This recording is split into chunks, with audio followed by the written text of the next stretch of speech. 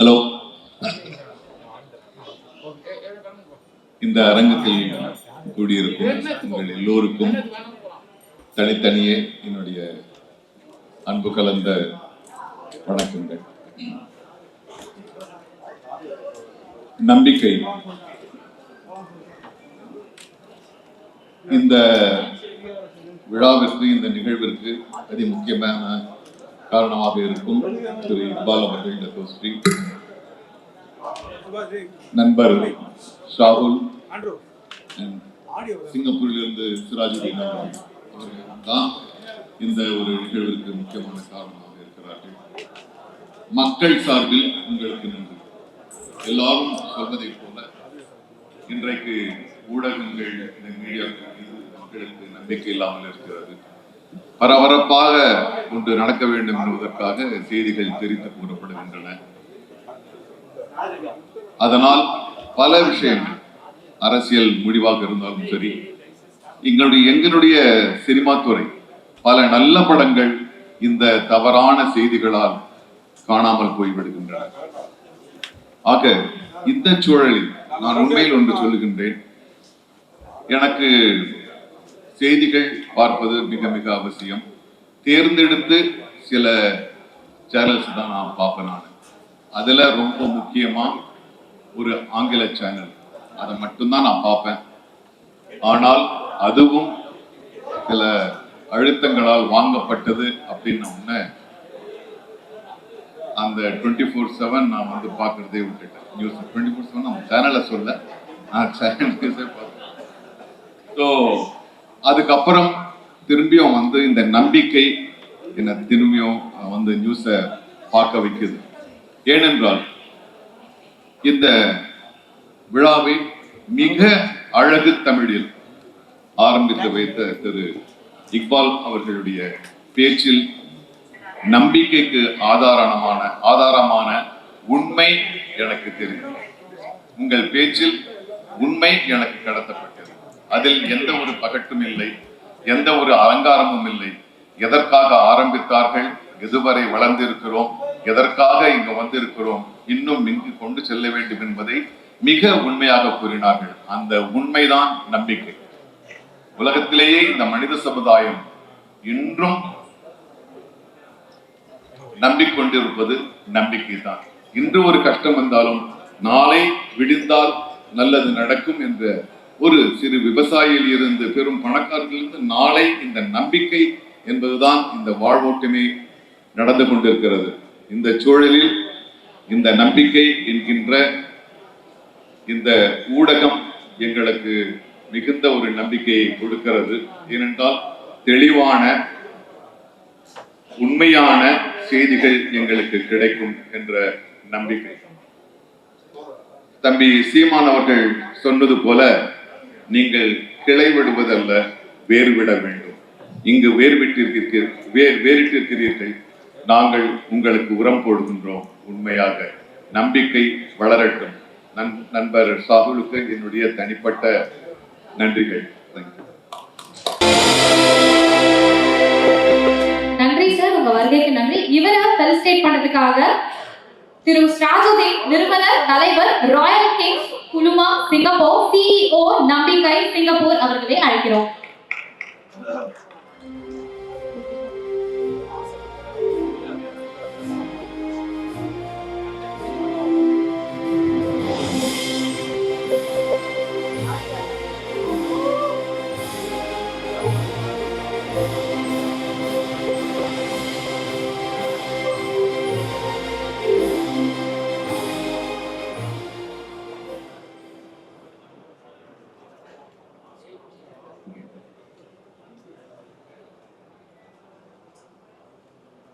நம்பிக்கை மலேசியாவில் தொடங்கி இன்று சென்னை நோக்கி அனைவரின் நம்பிக்கையை பிறந்திருக்கும் இந்த குடும்பத்தின் நிறுவனர் அன்பு அண்ணன் இக்பால் அவர்கள்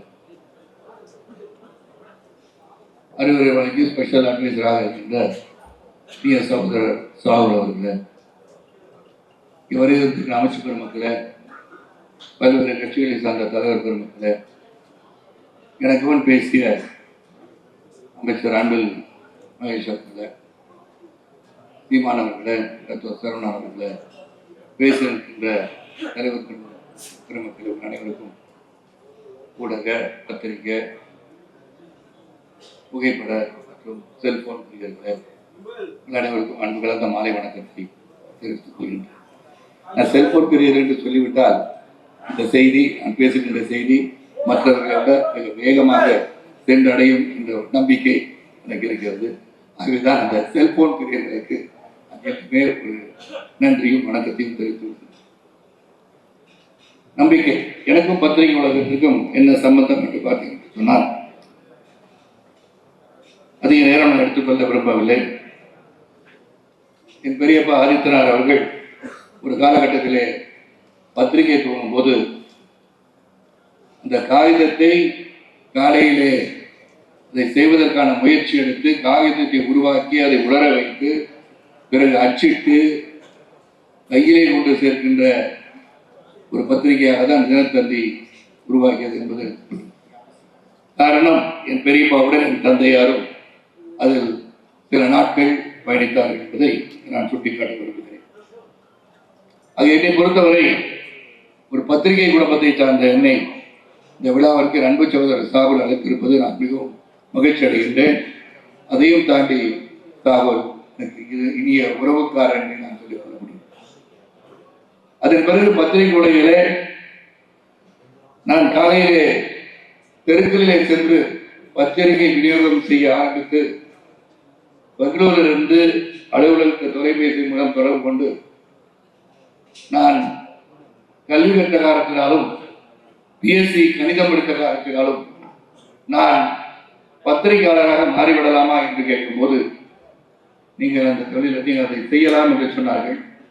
ஆக நான் ஒரு பத்திரிகையாளர், பத்திரிகையை தெரு தெருவாக சென்று விநியோகம் செய்த ஒரு சைக்கிள் பையன். ஆக பத்திரிகை உலகம் சம்பந்தம் உண்டு.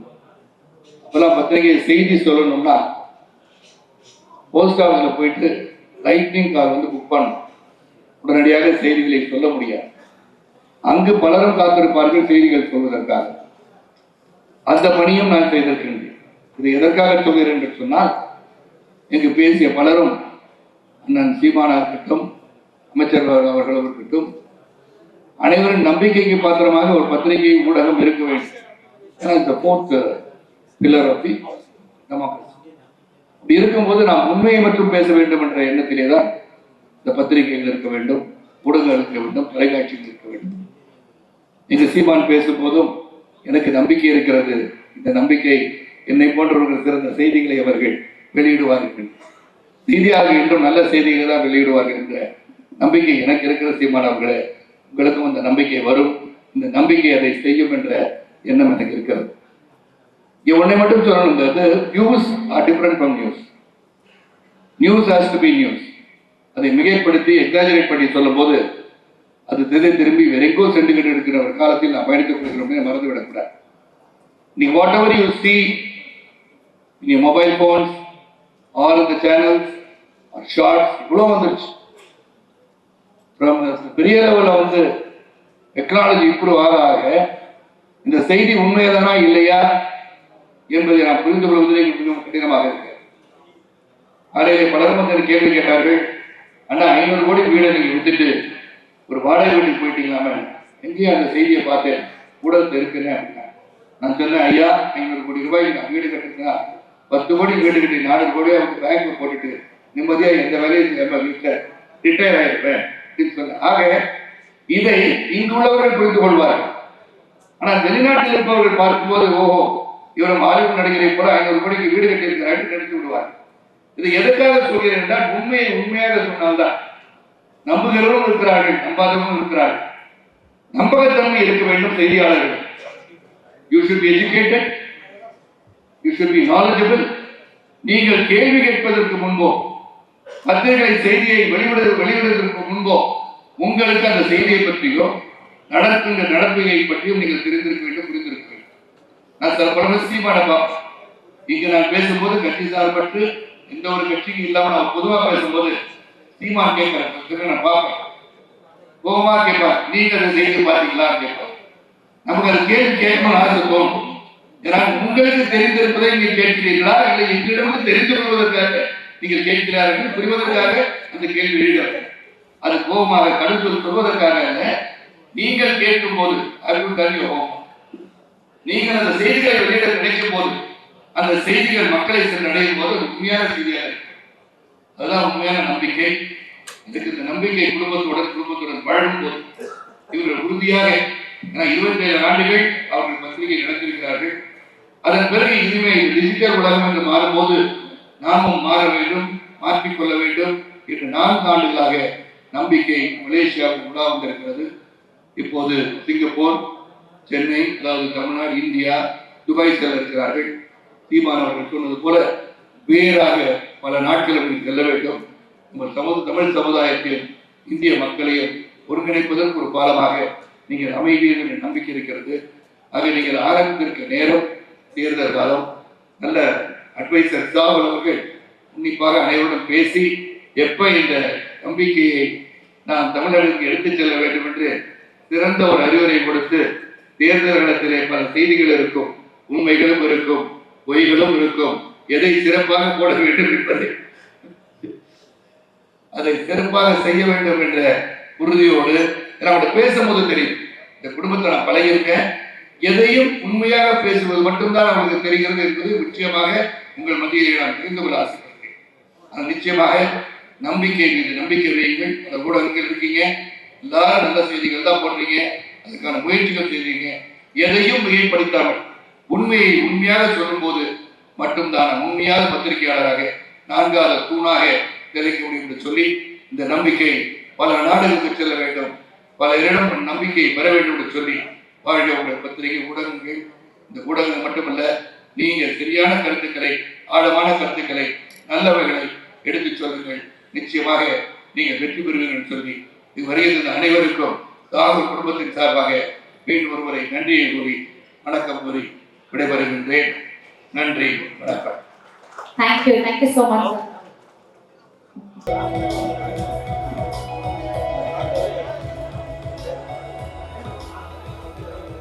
நம்பிக்கை ஒரு சக்தி, நம்பிக்கை ஒரு உணர்வு, நம்பிக்கை அதானே எல்லாம் அப்படின்னு சொல்ற மாதிரி. இது வரைக்கும் மலேசியால இருந்து செய்திகள், நடப்பு நிகழ்ச்சிகள், கலை, கலாச்சாரம், பாரம்பரியம், தொழில்நுட்பம், இப்படி எல்லாமே கொடுத்த நம்மளுடைய நம்பிக்கை. இப்போ சாரி அப்துல் அவர்களை ஓகே, ஒரு பெரிய கைதட்டல். நம்பிக்கை உடைய குளோபல் லான்ச் மலேசியால மட்டும் இல்ல, இப்போ நம்ம நம்பிக்கை சேனல் துபாய், சிங்கப்பூர் and இந்தியாவிலும் லான்ச் ஆயிருக்கு. ஒரு பெரிய கைதட்டல் கேட்கலாம் மக்களே. எஸ், இனி நம்ம எல்லாருமே நம்மளுடைய அலைபேசி மூலமாக சுட சுட செய்திகளை அப்படியே கேட்கலாம். நடுநிலை மாறாத தகவலையும் உங்களுக்கு தரும். வாழ்வியல், செல்வாக்கு, தொழில்நுட்பம், விளையாட்டு, பொழுதுபோக்கு அப்படின்னு எல்லா போரும் மீடியமும் உங்களுக்கு இனிமேல் ஒரே கையில நம்ம நம்பிக்கை பிளாட்ஃபார்ம் மூலமா கிடைக்க போகுது. உலகம் உங்கள் கையில் அப்படின்னு சொல்லியிருந்தாங்க. ஸோ அதுக்கேற்ற மாதிரி நம்ம நம்பிக்கை சேனலை உங்க போன் மூலமா டிஜிட்டலா அதுல வரக்கூடிய ஆத்தன் என்டர்டெயின்மெண்ட் இல்ல எனி கைண்ட் ஆஃப் நியூஸ் எதுவா இருந்தாலும் ரொம்ப ஆத்தென்டிக்கா உண்மையா நம்ம கைகளில் சேர போகுது நம்பிக்கை சேனல் மூலமாக. எஸ், இது வரைக்கும் நம்பிக்கை.my தான் நம்மளுடைய நம்பிக்கை சேனல். இன்று முதல் நம்பிக்கை.com மாற போகிறது.